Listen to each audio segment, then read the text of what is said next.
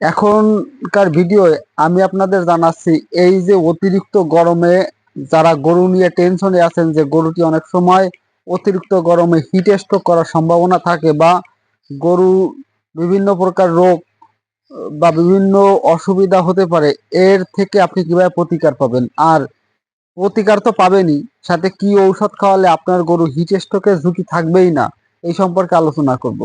তাহলে চলুন, গরু এই গরমে কি কি সমস্যা হতে পারে প্রথমে তা জেনে নিই।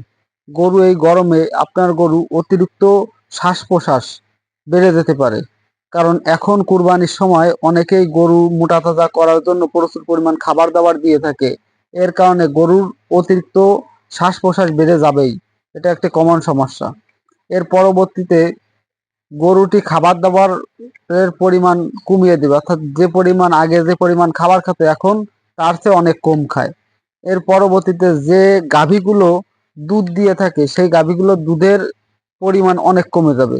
যে আগে 15 লিটার দুধ হতো, এখন এই গরমে আপনার গাভী থেকে দুধ পাবেন আপনি 10 থেকে 12 লিটার, অর্থাৎ 4 থেকে 5 কেজি দুধ কম হবে। এবং আপনার গরুটি অনেক সময় হিট স্ট্রোক, যদি গরমে অতিরিক্ত প্রচুর গরম হয় এর জন্য হিট স্ট্রোকের একটা সম্ভাবনা থাকে। এবং এই হিট স্ট্রোক থেকে আপনি কিভাবে প্রতিকার পাবেন, কি সকল খাবার দাবার দিবেন সে সম্পর্কে জানুন। হিট স্ট্রোক কমানোর জন্য আপনার গরুকে প্রচুর পরিমাণ ঠান্ডা পানি খাতি দেবেন।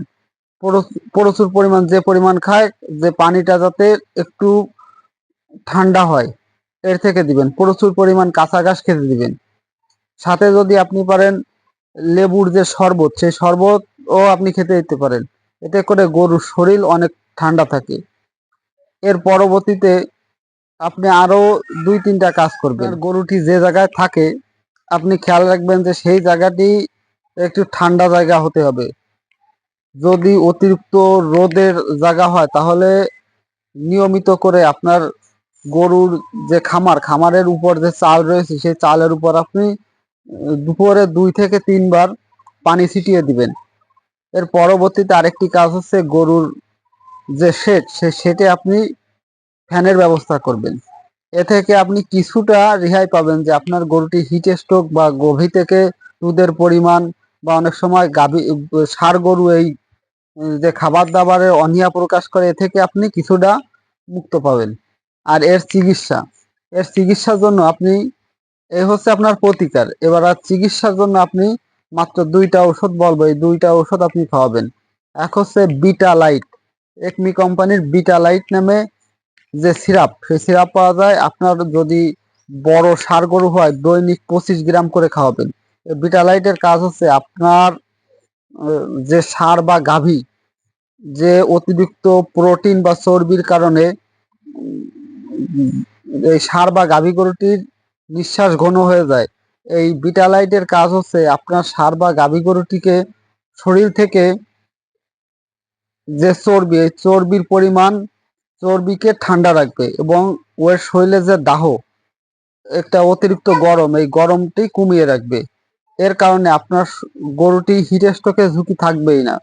এর সাথে সাথে অতিরিক্ত গরম বা ঠান্ডা পড়লে রেনাটা কোম্পানির একটি ঔষধের নাম বলে দিচ্ছি, লাইসোভেট।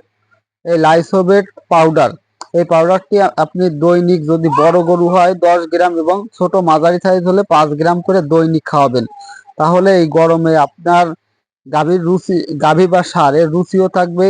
যদি মাংস উৎপাদনের জন্য হয় তাহলে কোনো প্রকার ব্যাঘাত ঘটবেই না। তাছাড়া যদি দুধের গাভী হয় তাহলে দুধের পরিমাণও কমবে না, বরং আরো বৃদ্ধি পাবে। হ্যাঁ দর্শক, আমার পরামর্শ বা চিকিৎসা কেমন লাগলো? যদি ভালো লাগে অবশ্যই আমার চ্যানেলটি সাবস্ক্রাইব করে রাখবেন।